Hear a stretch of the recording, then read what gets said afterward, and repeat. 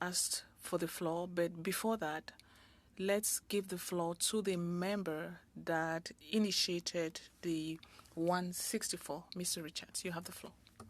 Thank you, Mr. Chair. So I would assume, even though it was in the letter that we sent, I need to read the motion into the record, so I'll start with that. Mr. Chair, I move that in relation to its study on the National Monument to Canada's mission in Afghanistan, the Standing Committee on Veterans Affairs call the Deputy Commander of Military Personnel, Lieutenant General Lise Burgon, and order the production of all memoranda, briefing notes, emails, correspondence, or any other records of conversations or communications, including text messages, Microsoft Teams messages, WhatsApp messages, Signal messages, or other electronic messaging with regard to the National Monument to Canada's mission in Afghanistan, transmitted since November the 8th of 2021 between the Department of Veterans Affairs and the Office of the Minister of Veterans Affairs, the Department of Canadian Heritage and the Office of the Minister of Canadian Heritage, the Department of Veterans Affairs and the Privy Council Office, the Department of Canadian Heritage and the Privy Council Office, the Privy Council Office and the Office of the Prime Minister, the Office of the Minister of Veterans Affairs and the Office of the Prime Minister, and the Office of the Minister of Canadian Heritage and the Office of the Prime Minister, provided that these documents shall be provided to the Clerk of the Committee in both official languages without redaction within 21 days of the adoption of this motion. So I move that motion, Mr. Chair, and I'll just speak to it. This is just another, the situation with this monument is just another in a pattern of disrespect of our veterans by this Liberal government. You know, it starts with Prime Minister Justin Trudeau telling veterans that they're asking for more than we can give.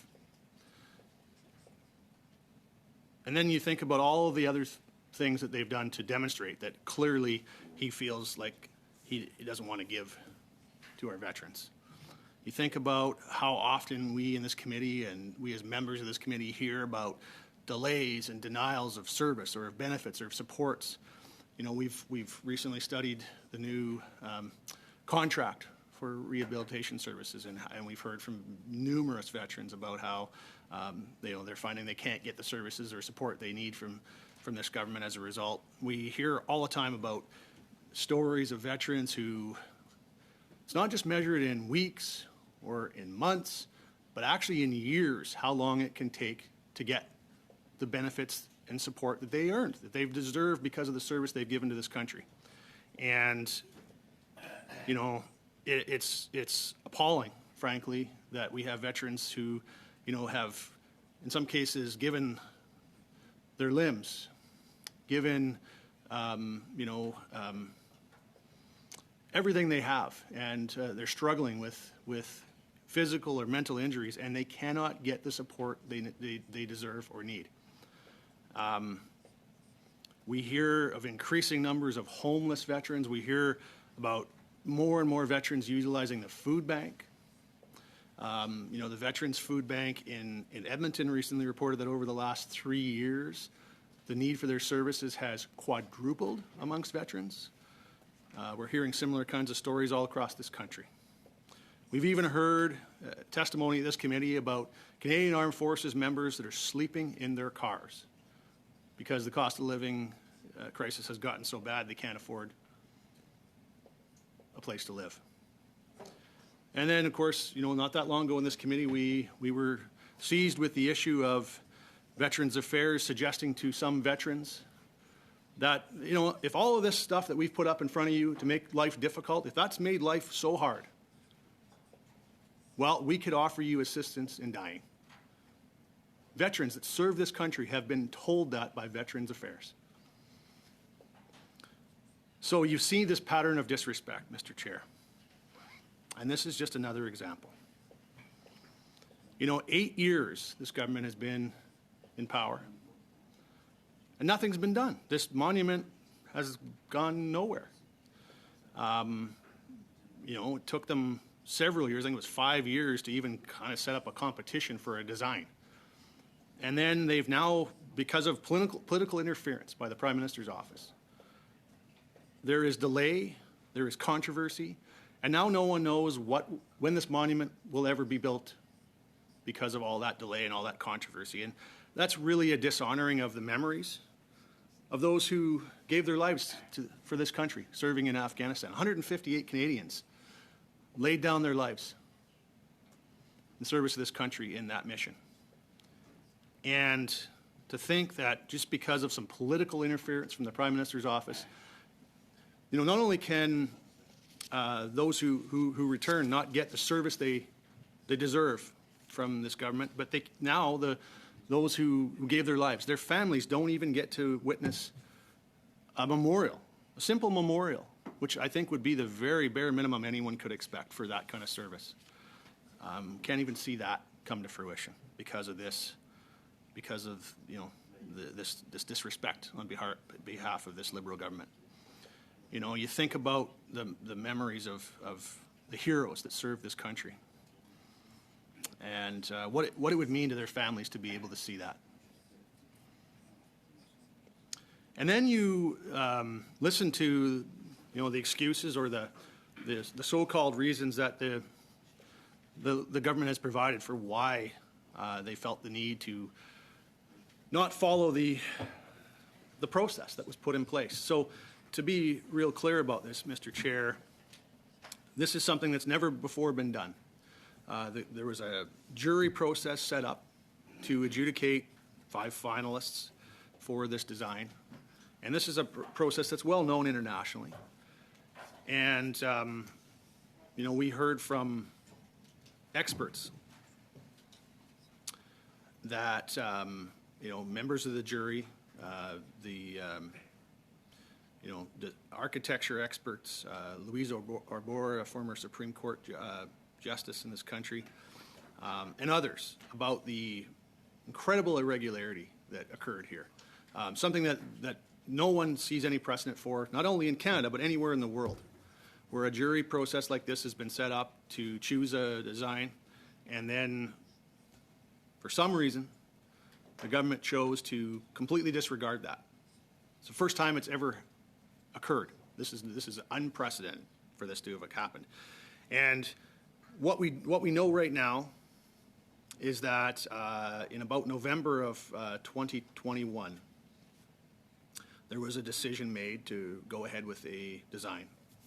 And that was communicated to the Minister of Veterans Affairs. It was communicated to the Minister of Canadian Heritage. And then somehow in the year and a half that followed, between then and June of 2023, June of this year, that decision was changed.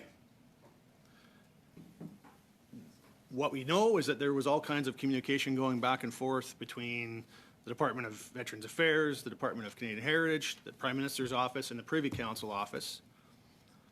They claim publicly now that their reason for this was because they felt that the one they've chosen was more preferred by veterans based on some survey that they can't even. There's not even a scientific nature to it that they can actually determine whether what they're saying is accurate. But in that whole time, in that year and a half process, every bit of documentation we've seen thus far tells us that all of the advice from both the Department of Veterans Affairs and the Department of Canadian Heritage were to go ahead with the monument or with the design that was originally chosen. And if there was going to be a second option, it should have been to start a new process. Nowhere in any of that was there a suggestion that the government just disregard the process and say we're going to choose someone else as the winner. Now this, to me, isn't about favoring one design over another, but it seems like it was for whatever reason for the Prime Minister's office. And no one knows why. But, I think it's another matter of disrespect for our veterans when they use them as an excuse when clearly what they're saying is not accurate. It's not true.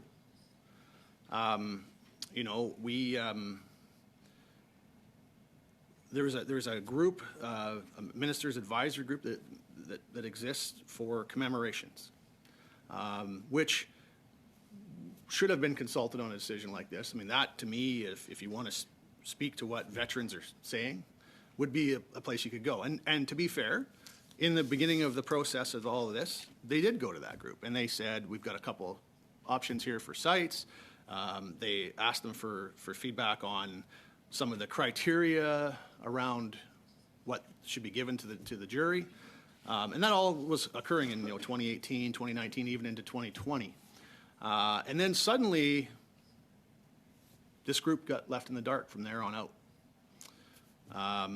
Nothing in that year and a half period where the government was looking at making a change, supposedly because veterans wanted a different monument. But that group that was supposed to represent veterans, to advise the minister, was not even consulted or even updated in that period of time. So it seems a little bit fishy. Veterans groups that represent Afghanistan veterans, doesn't appear as though there was any or much consultation with them, and if there was, it didn't really seem like they listened to what they were hearing from those groups. The Canadian Armed Forces itself, many of the members who served in Afghanistan, of course, continue to serve in our Canadian Armed Forces today. And it looks as though, the feedback they would have received from Canadian Armed Forces was disregarded as well. So all of these things tell us that there is something else going on here. No one knows what. All we know is the Prime Minister's office has interfered in this process that has delayed, at the very minimum, the construction of this monument. At the very minimum, has delayed it. And it may even end up delaying it inevitably. So what we need to know is what the truth is here, Mr. Chair. Who initiated this change? Why did they initiate this change? How did they initiate this change? At the end of the day, those who serve this country in Afghanistan deserve this monument. It needs to get built. And we need to know why this government has created such a controversy around it that is incredibly in doubt now. So that's why we moved this motion today, to help us to do just that. That's what we're here for as a committee, is to make sure that we do everything we can do to ensure that our veterans are served, that they're cared for, that they're shown the respect they deserve. And getting this monument built is a critical part of showing those who served in that mission the respect that they deserve.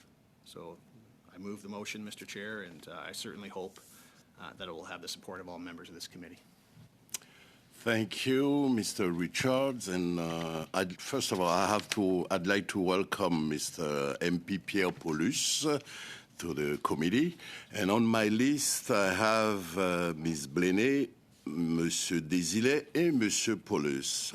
So, Ms. Blenay, the floor is yours, please.